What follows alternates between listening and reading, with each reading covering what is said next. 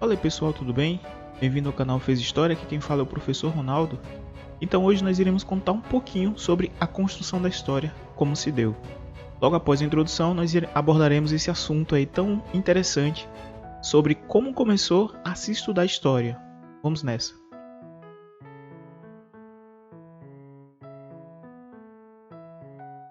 Pois bem, estamos aqui no slide, pessoal. Nós iremos falar justamente sobre esse tema, né? A construção da história, como se deu. Então, uma das coisas que devemos lembrar é que a história é feita por personagens, por pessoas. Então, os documentos ou fonte histórica registram vestígio ou marcas da presença humana no tempo. Esse é um detalhe importante. A história é feita por pessoas, personagens. Todas as fontes históricas e o trabalho do historiador se deve sobre esse olhar. O historiador, o que ele faz? Examina e interpreta os documentos para construir um conhecimento sobre o passado deixado por essas pessoas. Existem algumas classificações de fontes históricas, como podemos ver aqui embaixo. Nós temos a escrita, iconográficas, orais e materiais. Falando um pouquinho sobre fontes orais, é interessante que há um debate muito grande, ou houve por muito tempo, sobre se fontes orais ou fontes históricas orais deveriam ser incluídas. Agora imaginem vocês, sociedades que não têm escrita, sociedades ágrafas, sem escrita, sem grafia. Então o termo, né? Ágrafas. Imagine sociedades que não têm escrita. Como, por exemplo, nós poderíamos saber um pouquinho sobre a história deles? Como, por exemplo, os nativos, os nossos índios. Vamos pensar um pouquinho mais ainda. Imagine a história de Troia, a Guerra de Troia que todo mundo conhece. Imagine se Homero não fosse considerado como fonte histórica, porque nada do que Homero deixou foi escrito, sim oral. Todo o relato da Guerra de Troia, Ilíada, a Odisseia, são relatos orais.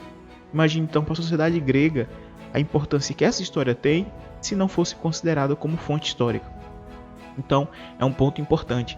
A história oral é sim de suma importância, hoje já é reconhecido pelos historiadores e é uma fonte muito primorosa, porque muitas sociedades e culturas não têm nada escrito, deixaram somente a questão oral.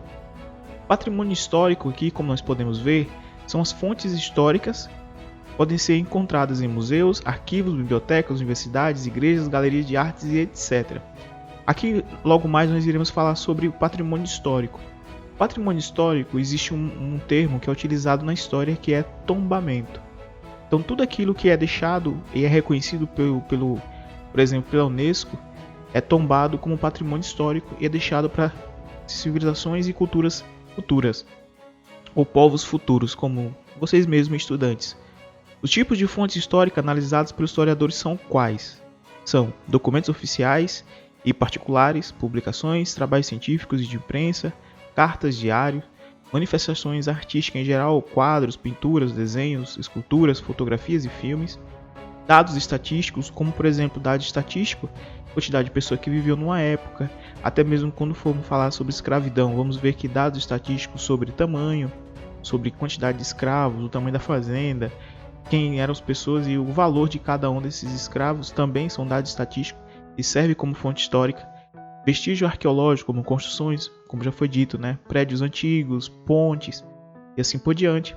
Objetos do dia a dia, como adornos, ferramentas de trabalho, roupas, utensílios, tudo isso são fontes e patrimônio histórico, pode ser deixado e encontrado basicamente em museus. Existem centenas de museus a céu aberto e museus também particulares, né? No Brasil inteiro. E além do que nós comentamos antes, recursos orais, como entrevistas, contos, lendas, mitos e fábulas. Tudo isso também são fonte histórica. Lembrando que na questão dos mitos e fábulas e as lendas, até mesmo os contos, esses pontos aí muitas vezes têm a ver com a tradição de cada cultura. Mas se nós pegarmos mesmo e observar, existem muitas culturas que têm o mesmo conto e a mesma lenda, só que com nomes diferentes. Então provavelmente eles têm um contexto social ou evolutivo igual. Continuando aqui, nós temos a definição de tempo. Quando o historiador se debruça na história, nós temos o tempo cronológico e o tempo histórico. É importante situarmos essas questões, porque de acordo com quem viveu naquele período tem uma mentalidade diferente. Muitas pessoas hoje, no século XXI, talvez olhem para o século XIX, século XVII e pudessem falar assim o seguinte: eu nunca faria isso. mas depende do contexto que você vive. Provavelmente naquela época era algo comum. Hoje já não é tão comum assim. Vamos ver exemplos? A palavra tempo pode assumir dois sentidos, como já foi dito. O tempo cronológico diz respeito à medição do tempo. Calendários, divisões de passado, presente e futuro fazem parte do tempo cronológico. Vamos citar um exemplo sobre esse ponto aqui. E embaixo nós temos o tempo histórico diz respeito ao registro de uma época e seus costumes em uma mesma cultura. Pode conviver diversos tempos históricos. A divisão da história, como nós vamos ver na frente, é feita da seguinte forma. Nós temos a pré-história, Idade Antiga, Idade Média, Idade Moderna e Idade Contemporânea. É a divisão cronológica mais convencional que encontramos. E nessa divisão cronológica, existe os tempos históricos que cada sociedade vivia. Vamos citar aqui no Brasil mesmo. Por exemplo, os nativos, os índios. Os índios vivem em um tempo cronológico diferente do nosso, mesmo vivendo no mesmo período histórico. Ou seja, mesmo no século XXI, eles vivem ainda como se fosse, por exemplo, na pré-história. E nós vivemos já na contemporaneidade, na modernidade. Então, assim, o tempo cronológico e o tempo histórico é algo que deve ser olhado com bastante atenção e reconhecer que cada cultura e sociedade tem o seu próprio tempo e devemos respeitar esse tempo que cada um deles tem. Aqui é um exemplo, como foi dito, né? Em 2011, que é a imagem, as duas imagens que foi extraída, temos uma cidade lá no Pará, né, no Belém do Pará, ao anoitecer, uma cidade próspera, gigante, com vários prédios, luzes e assim por diante. E em Mossoró, no Rio Grande do Norte, no mesmo ano, em 2011, uma plantação de feijão de corda na zona rural. Se nós observarmos aqui rapidamente, podemos deduzir que aqui em Mossoró, que é o pessoal na plantação, eles vivem, por assim dizer, no tempo do cultivo, na pré-história ainda, cultivando a terra, arando, comendo o que é produzido por ela. E aqui na cidade de Belém do Pará, na primeira imagem, podemos observar e deduzir que eles vivem um pouquinho mais na contemporaneidade hoje, já com carros, motos, tecnologia, internet, cinema, shoppings. Então, mesmo ano, 2011, mas pessoal vivendo em tempos diferentes, em tempos cronológicos e tempo histórico diferente.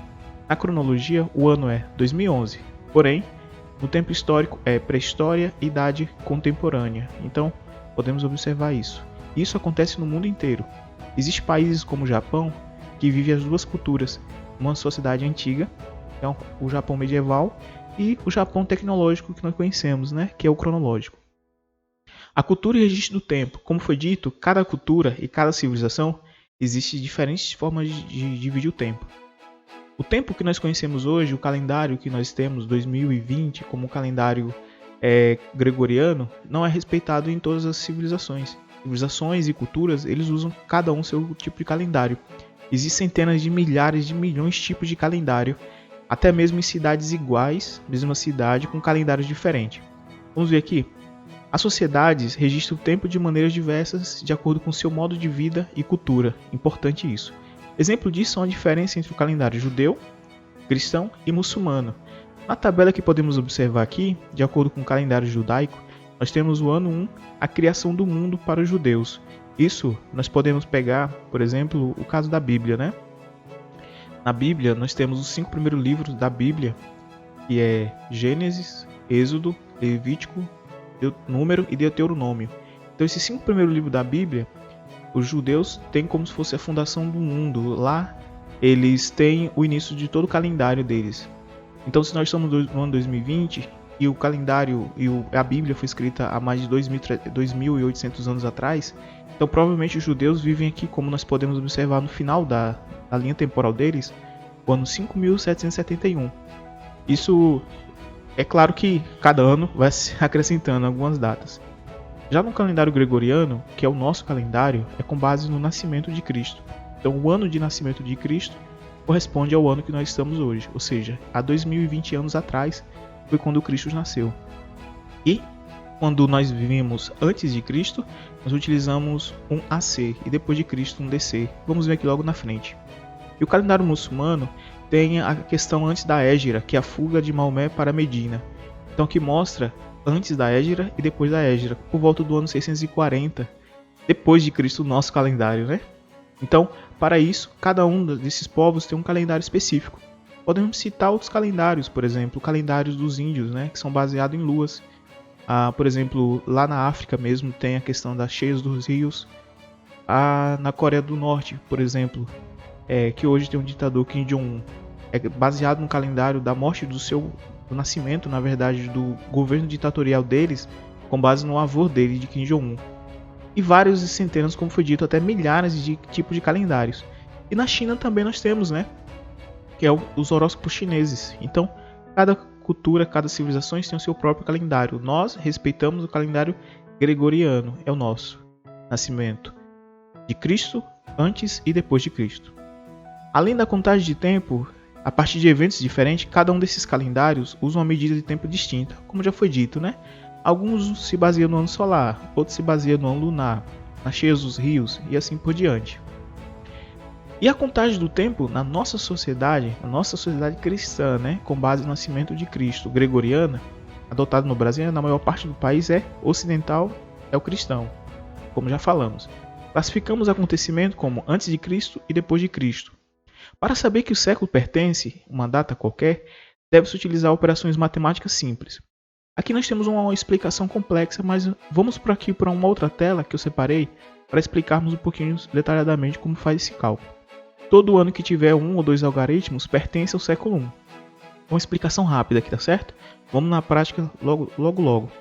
Se o ano tiver 3 algarismos ou mais, elimina-se os dois últimos algarismos e soma-se ao número restante. Caso a data termine em 2 zeros, basta eliminá-los e temos o século. Isso aqui está uma explicação bem vaga. Vamos para a prática. Eu separei aqui, deixa eu ver aqui a tela. Aqui, ótimo. Aqui eu coloquei uma tela no Paint mesmo, só para a gente exemplificar. Aqui do lado eu tenho um mapinha, se vocês quiserem até anotar e deixar gravado, ou até tirar um print. Nós temos aqui o seguinte. Se vocês observar ao final aqui, esses dois últimos números, eles estão em vermelho.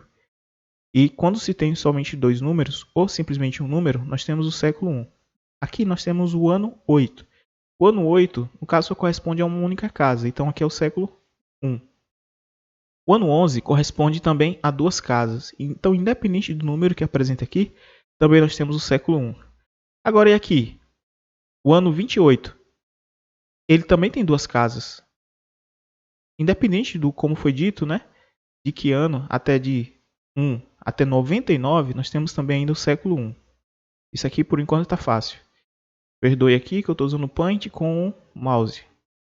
O ano 200. E aí, como é que se faz esse cálculo aqui agora do ano 200? Como podemos ver aqui no mapinha, eu coloquei aqui, ó, nós temos duas casas, dois números, né? Então aqui, se os dois números for zero, como nesse caso, os dois números são zero, o número correspondente aqui é o número referente ao século. Agora nesse caso aqui que é um pouquinho diferente, ó. Os dois números não são zero. Quando o número representa um valor de 1 até 99, por exemplo, 1, 2, 3, 4, 5, 10, 20, 30, 40, até 99. Então, faz o seguinte, pega-se o número inicial, que é o número 2, e soma-se mais 1, que aqui nós temos o século 3. Então, vamos aqui para o próximo exemplo, que é um número um pouquinho mais complexo, mas a lógica é a mesma. Nós temos dois números, aqui os dois números. De acordo com o nosso mapinha aqui, quando se tem dois números de 1 até 99, 1, 2, 3, 4, 5, 9, até 99. Aqui se referente ao número 1. E o valor que nós temos aqui é referente ao século. Então, 13, século 13 mais 1, nós temos o século 14. Deixa eu tentar fazer aqui com... Aí, 14, deu para entender. E o ano 2000 se refere a que século? Nós pegamos nosso mapinha, todos os dois números que tiver 00 não corresponde a nada. Nós pegamos os dois números aqui, então o ano 2000 corresponde ao século 20. E agora 2019, como é que se faz o cálculo? Como foi dito, né? De 1 até 99, quando tem algum número depois nessas duas casas, ele corresponde ao número 1. 2000 a 20 mais 1, século 21. 2020 corresponde a que século? Mesmo esquema. Dois números. Aqui soma-se 1, mas de acordo com o número que estiver aqui na frente. Então aqui vai ser o século também, século 21. Coloquei esses dois esqueminha. Vamos fazer um número aqui agora no improviso. No ano 3071, acho que nenhum de nós estará lá. 71 é o número que nós temos aqui, né, como base. Então esse número aqui ele se refere a mais um. 30 mais 1, então vai ser século 31. Então aqui é mais ou menos como se faz o cálculo. Mais ou menos não, essa é a forma correta de se fazer o cálculo de datas. Então aqui eu coloquei alguns números aleatórios, mas a base e o raciocínio é o mesmo. Quando tiver 00 nesses dois números, ele corresponde a nada mesmo. Então o número referente, esses dois primeiros números, são o número referente ao século. Quando se tem de 1 até 99, soma-se mais um, independente do número que aparece aqui. Então os dois primeiros números, soma-se mais um. Nesse caso do ano 200 e do ano 201, nós temos também a mesma lógica. Os dois últimos números, se for 00, representa nada, então o primeiro número é representante do século. Se esses dois últimos números têm algum valor de 1 até 99, independente do número, soma-se o número representante do terceiro dígito mais 1, então nós temos o século 3. Essa aqui é uma explicação, pessoal, para mostrar como é que se faz a questão do cálculo de datas. Aqui, pronto. Se faz o cálculo de datas. Voltando aqui ao nosso slide, nós temos a contagem do tempo na nossa sociedade, como já foi dita. Com base, pessoal, essa divisão aqui, como foi dito até por mim antes, da pré-história, idade antiga, idade média, moderna e contemporânea, é feita com base na Europa, né? É a própria contagem Europa. Então, com base no que eles têm como a divisão histórica, é o que foi adotada por todo o mundo em algumas sociedades que adotam esse tipo. Deixar bem claro. Nem toda sociedade, como nós vimos, os judeus, como por exemplo os indígenas, eles adotam esse tipo de calendário. Mas nós, como somos uma sociedade cristã, com base no nascimento de Cristo, adotamos esse calendário aqui também, essa divisão histórica. Nós temos na divisão histórica a pré-história, idade antiga, idade média, moderna e contemporânea. Abaixo, se vocês observarem, nós temos o que marcou cada um desses eventos. Por exemplo, a pré-história 2000 anos antes de Cristo. 2 milhões de anos atrás, na verdade. Aparecimento do gênero Homo.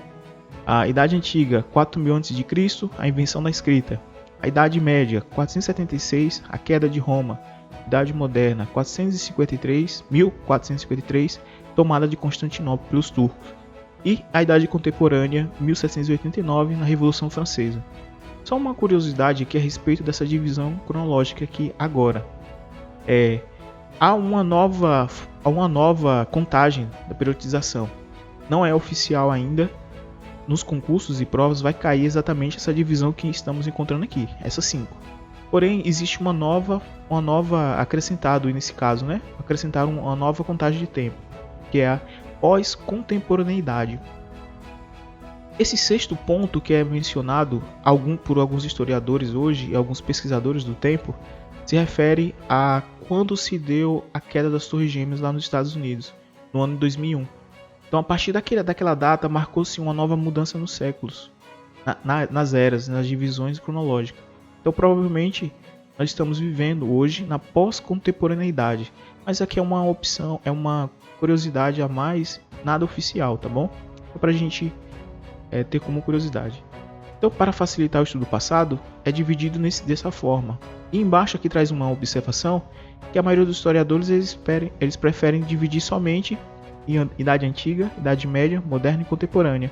Meio que eles excluem a pré-história, como foi dito antes, né? Como assim excluir a pré-história? Sociedades que elas não tinham grafia, quer dizer que são sociedades que não têm história? É uma pergunta até curiosa, né? Então, pessoal, basicamente é isso. Essa foi a primeira aula, espero que vocês tenham gostado.